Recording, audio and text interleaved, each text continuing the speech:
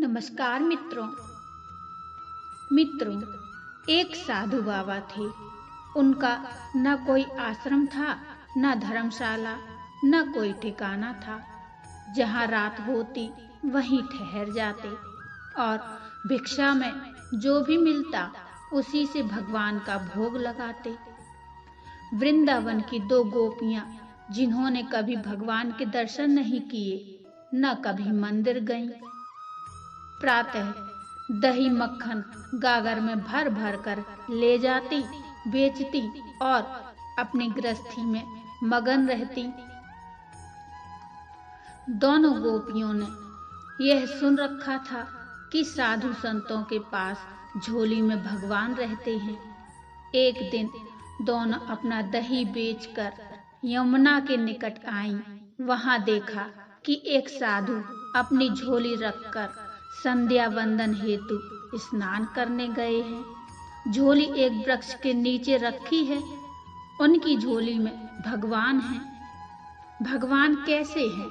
इस विचार से दोनों ने चुपके से झोली उठाई और सारा सामान बिखेर दिया, पर भगवान नहीं मिले। तभी उनकी नजर एक डिब्बे पर पड़ी। डिब्बा खोला तो देखा कि लड्डू गोपाल डिब्बे में बंद हैं। एक सखी बोली, यही भगवान हैं। दूसरी बोली, कितने निर्दयी हैं ये सन्यासी, भगवान को बंद करके रखा है।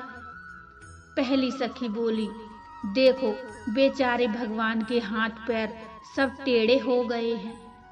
दूसरी बोली, बेचारे बंद जो रहते हैं, हाथ पैर हिलाने की जगह भी तो नहीं है। अब दोनों ने लड्डू गोपाल को उठाया।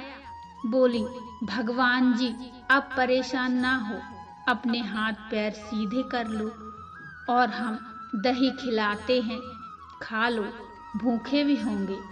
ये कहकर दोनों ने भगवान की मूर्ति को सीधा करना शुरू किया।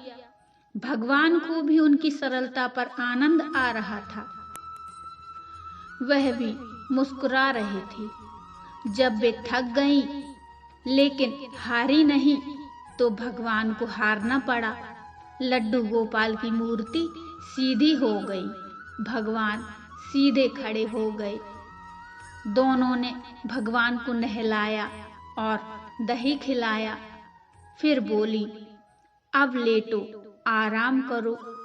वह सीधी मूर्ति डिब्बे में नहीं जा रही थी। तब तक वे महात्मा जी आ गए। दोनों डरकर भागी। महात्मा जी ने सोचा कि कुछ लेकर भागी हैं। वह उनके पीछे दौड़े, लेकिन उन तक पहुंच नहीं पाए।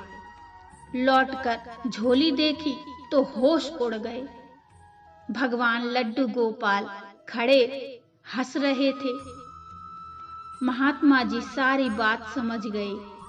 वह भगवान के चरणों में गिरकर रोने लगे। वह खोजते हुए उन गोपियों के घर गए, उनके भी चरण पकड़कर रोने लगे।